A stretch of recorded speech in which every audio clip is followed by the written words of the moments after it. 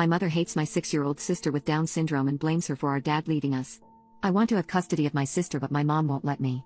My mom was 39 when she got pregnant with my sister with Down syndrome. When our dad found this out, he filed for divorce. Without my dad's income, Mom had to sell our house and we moved to a different neighborhood. During her pregnancy, she was committed to being the best mom to my sister named Mary and me. A few weeks after giving birth to Mary, who other than Down syndrome, had no other health issues, my parents' divorce was finalized. Mom got full custody and Dad got visitation rights twice a week, but I refused to see him and he didn't want anything to do with Mary. The finalization of the divorce hit my mom hard and she spiraled into postpartum depression. I was a high school freshman when all of this happened and I had to step up and help take care of my sister because my mom couldn't do it alone. While I was at school, she would do the most basic things like give Mary the bottle and change her diaper, and then she would wait for me to come home and help with the chores and Mary. To help was to clean up the house a bit, take care of Mary for the rest of the day, make dinner, and also find time to study and do schoolwork. Even though my mom had 10 weeks of paid maternity leave, she decided to go back to work when Mary was 8 weeks old. She did find the best daycare for her and I was honestly relieved knowing that Mary would be properly cared for while I was at school. My mom started to get better when she was back to work, but she still didn't care that much about Mary, so I called her sister, my aunt, and told her everything. She offered to find my mom a good therapist and pay for it, and my mom agreed and she started therapy. During high school summer breaks, my mom would be angry with me because I refused to work and make money for my own expenses. My father did pay around $2,000 in child support for Mary and me, but that money would go towards our health insurance and whatever remained would be for me to buy anything Mary and I needed that wasn't food, medicine or gas.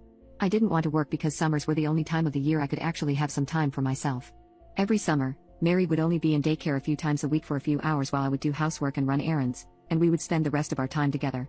She certainly had some developmental delays, but by the time she was 3.5, Mary was already walking, talking, sleeping in her big girl bed and she was potty trained. All of that because I worked with her and I did whatever I could to make sure she was as independent as possible. Right around that time my mom stopped seeing her therapist and she'd already been off antidepressants for a while. She was no longer struggling with depression, she just regretted having Mary and making peace with that was the hardest thing I ever had to do.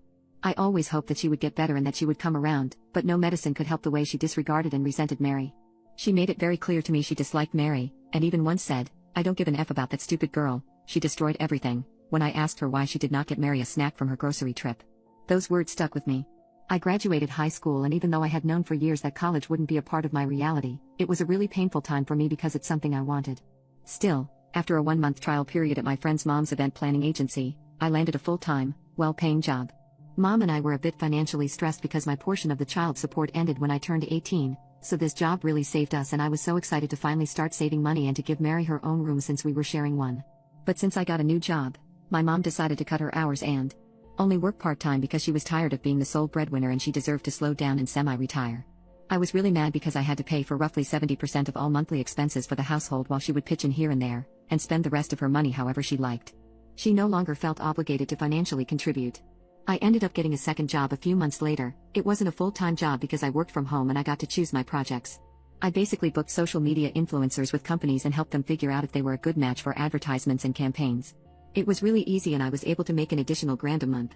After about a year, I had saved enough to buy a really good used car. My mom did get me a used car for my 16th birthday, but she didn't want to pay for all the repairs it needed, so I spent over 3 years driving Mary and myself in an unsafe car.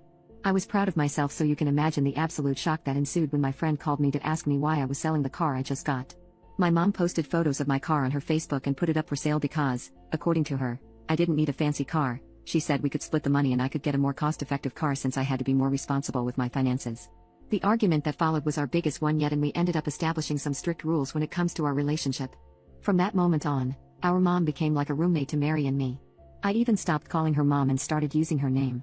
I did find comfort in knowing that Mary wasn't alone in this. Our mother was treating me the same and it was not us. It was never us. She's just someone who never should have been a parent. I remodeled an upstairs office in our home and turned it into Mary's safari-themed bedroom. I got us annual Disney passes. We travel and go on little road trips together. I've learned to cook pretty well and Mary loves helping me. I have 3 friends I consider family who love Mary and me unconditionally. However, sometimes I get overwhelmed when I think of the life I wanted and never got to have. I'm like a 50-year-old trapped in a 21-year-old girl's body. And it hurts even more when I hear how my mother compares me to my 20-year-old cousin with a boyfriend who moved to Austin for college. The two of them go shopping together, they have brunch together, she knows all about her fun college life, the boy she's dating, and she makes sure to always emphasize how lucky my aunt is to have such great, accomplished kids. Another thing she likes to do is mention how my other cousin has won several beauty pageants, and she only does this because my friends once asked me if I'd like to apply for our school's pageant, and my mom tried to embarrass me in front of them by saying that I couldn't win anything with my daddy's face. 2020 has been difficult for us because we suddenly had to be home with our mother all the time. I had to coordinate my work and Mary's homeschooling, and I really tried to minimize all outings because Mary has asthma, which makes her high risk. My mother, however, would go to the store twice a day just to get out, or she would go to the park, and even now that things have started to open up, she was the first one to go and eat out and visit friends like it's no big deal. Because of that, another huge argument ensued, and I told her that we should go our separate ways if she'll let me take custody of Mary. I was serious and she knew that. She told me that Mary has already caused her embarrassment because she had to divorce and that she's not letting it happen a second time by making herself seem like she's unfit to parent. And she's right, I don't have much to go on even if I wanted to take her to court to claim that she's unfit, at least not with this budget. It would completely drain my finances and I would probably lose the case and lose Mary for good. She's not abusive or hostile towards Mary, she's just not anything towards her. It's not even neglect because she does pay for a few things and she will babysit if I have to run somewhere, but she's literally like a stranger to us, not a mom.